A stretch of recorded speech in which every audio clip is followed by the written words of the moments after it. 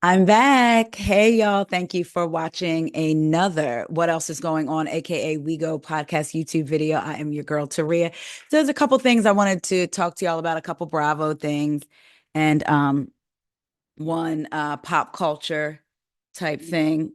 Wait 1 second. Sorry, y'all. All right, so let's get into it. First up, we talked about the tragic passing of Liam Payne a couple of days ago. And there was this talk, we know that he fell off of, maybe jumped from his hotel room, the balcony. And there was a lot of talk about drugs being in his system and all of that stuff. Well, it looks like they have come out and let us know, according to the autopsy, what was in his system. So he had pink cocaine in his system. It was detected in his system at the time of death. Also, it explained that he had pink cocaine, benzo benzodiazepine, well, let me see, benzodiazepine maybe, and crack. Y'all, that is a lot. Again, what they call pink cocaine, then cocaine, benzodiazepine, zepine, and crack in his system.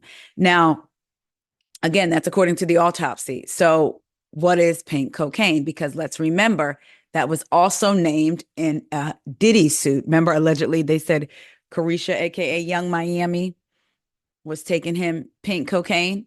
So, what is pink cocaine? Despite having cocaine in the name, there is no actual cocaine in the drug. Instead, pink cocaine is a powdered cocktail of drugs that typically includes ecstasy, ketamine, caffeine, and a psychedelic drug known as 2CB, according to the National Capital Poison Center. Pink cocaine also has been referred to as Tussi, Tusi, which is a phonetic translation of 2C. Oh, so Tussi then, yeah, and often resembles a vibrant pink powder. The drug reportedly gets its color from the addition of colored dye and sometimes has a strawberry flavor. Pink cocaine is often used in party or club settings, and it can cause several effects such as hallucinations, anxiety, nausea, elevated body temperature, and increased heart rate. The National Capital Poison Center warns that physical and sexual assaults, as well as traumatic injuries, have occurred when people are impaired by this type of drug. It is also important to know that pink cocaine may be contaminated with drugs beyond those mentioned here. So, unanticipated effects can occur depending on what is in the mixture, the website noted. For example, opioids, bath salts, and hallucinogens have also been found in pink cocaine samples. I was getting ready to try not to say the word, but I didn't said it 1,900 times by now. They say additionally, long-term effects of the drug can include heart problems, increased risk of stroke, and behavioral changes. According to the National Capital Poison Center, pink cocaine is not as addictive as other drugs, such as opioids or fentanyl. However, the drug does have some potential to become addictive. Whew, y'all. So again, that was one of the drugs that was in his system per the partial autopsy that was revealed today. Again, um, just tragic, just a loss. Hearts, um, um, my heart just feels for his family, his friends, his son, and everyone who loved him. So, again, rest in peace, Liam. All right, moving on to Orange County. Now, this is according to In Touch, okay? So, y'all know we've been watching our girl Jen do her thing the way she laid out Miss Tamara Judge this last episode. I said, come on, Jen. I hope Jen had that same smoke at the reunion for Tamara and for Emily. Y'all know how I feel about Emily. Emily went off on her about her finances, and still almost every episode finds a way to mention Jen's finances. Even after Jen told her she looked up to her, she still always has something to say. But anyway, this is not about the show Orange County. This is about Jen, that's a part of the show Orange County. RHOC's Jennifer Padrante's ex accuses her of harassment, spreading lies, and plea to lower support. So remember, about 2 months ago, 2 or 3 months ago, we talked about Jen being awarded finally child support and some bank accounts and some money, like a payout from her ex, right? Now he's speaking.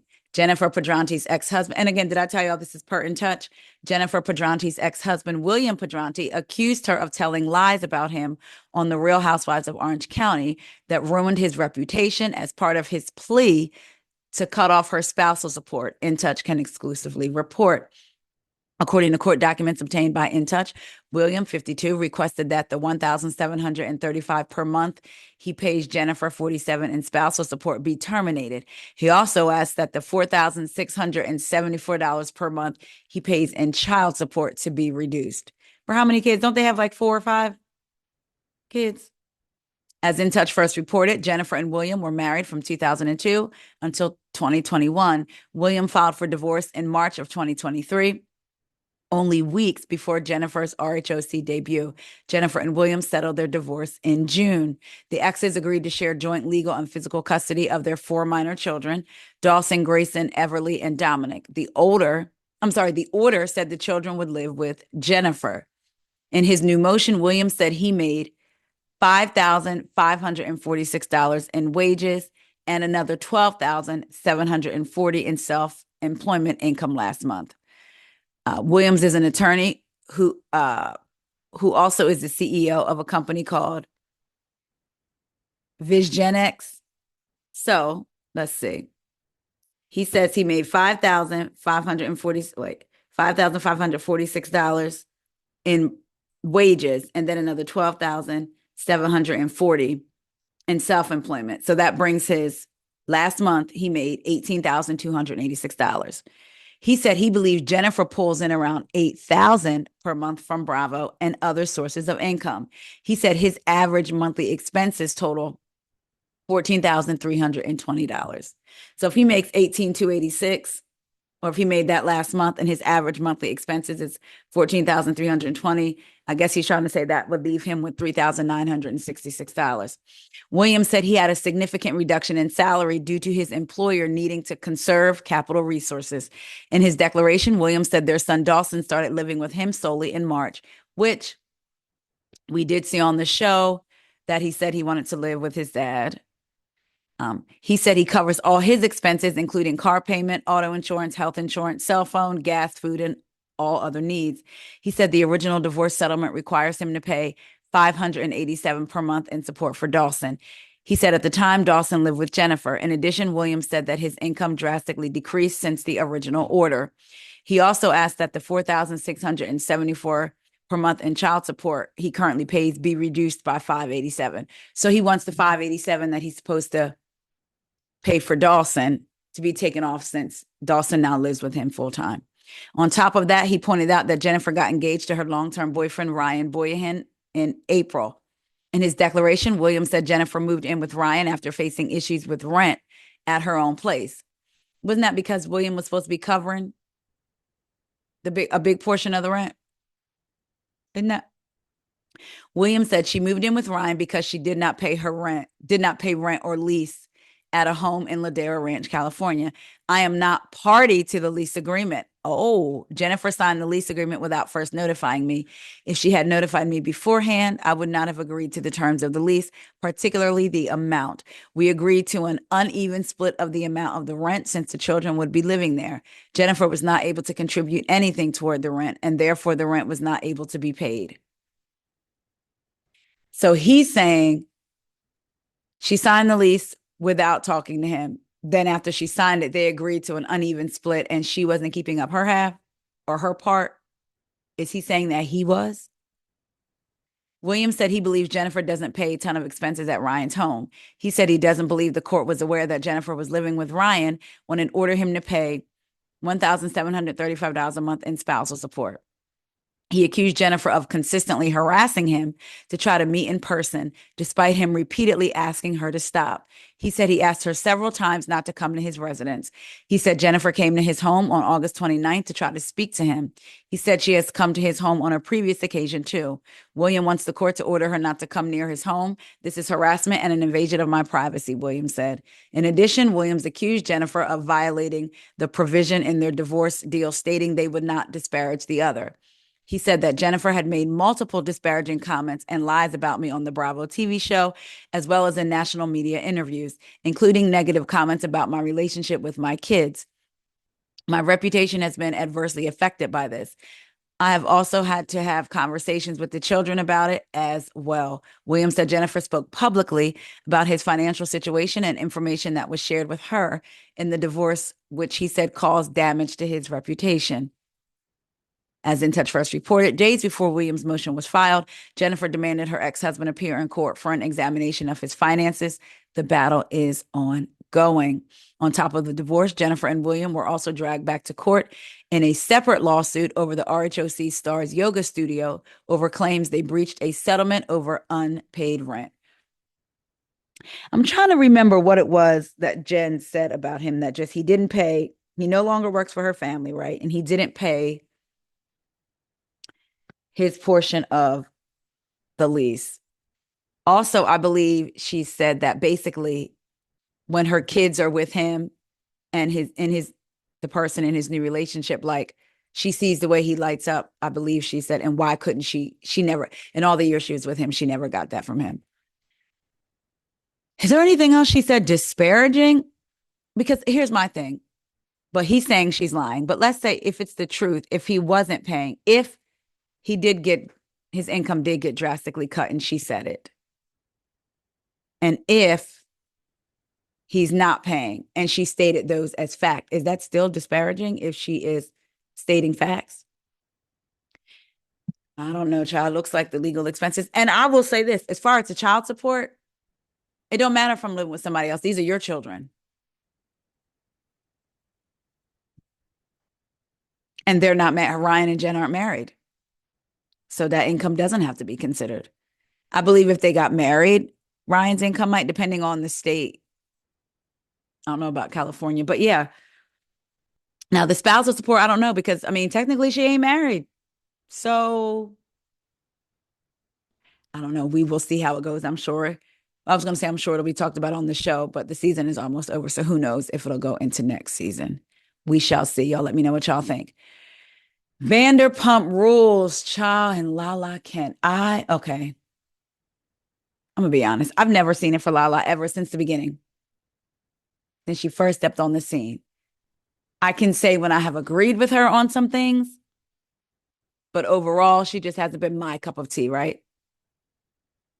And that's fair. She just hasn't been my cup of tea. I do want her to stop talking, though. This is according to Reality Blurb. Now, what I'm about to read y'all, I'm thinking, oh, she knew what she was doing when she talked about this on her podcast. Again, I didn't listen to the podcast. I'm getting this from Reality Blurb. Lala Kent reveals Jax Taylor's reaction to Brittany's romance with Julian, discusses call with him, and confirms that his past cryptic post was about Julian. So y'all recently, and I started to come down here and talk to y'all about it, but I didn't. But there have been rumors that Brittany was messing with Jax's friend Julian while she was married to Jax. Lala Kent revealed her phone call with Jax Taylor after he discovered that his estranged wife, Brittany Cartwright, was allegedly seeing his friend Julian Sensley. Okay, so this was in the media. This was all alleged. It came out. Brittany was allegedly seeing Julian again before her marriage was over. The Vanderpump Rules star shared, now this is Lala, shared how Jax questioned her and she confirmed that his cryptic post was about Julian. And listen to what she says. Okay, in 2022, after Lala split with Randall Emmett, rumors swirled that she was romantically involved with Julian, a former basketball player. Now, Lala says she introduced Julian to Jax and the men eventually became friends. Jax was also once friends with Randall, though now he claims Randall owes him money. Earlier this year, amid Jax's separation from Brittany, the Valley Star wrote a post suggesting that Brittany has been sleeping with another man for some time. Recently, a source alleged Julian was still in a relationship when he and Brittany had their fling. On her Give Them Lala podcast, Lala addressed a phone call with Jax concerning Brittany and Julian's purported romance. Ready? When Jax first found out, because this was known amongst the group a while ago, and it had just made it to press, which I don't know why it took so long. Maybe an angry ex or something was like, Julian was effing Brittany while we were still married. Whatever. It's like BS. But I feel a little bad because Jax calls me and he's like, "Did you know this?" Recalled Lala. And I'm like, "I did. Hope you're okay. You kind of deserved it." But I'm like, damn, I first bring a guy into Jax's life who basically takes 75 grand from him, said Lala, allegedly referring to Randall. And then the next guy I bring around F's his wife. It's like, I got to stop bringing dudes around that keep taking from Jax. Y'all.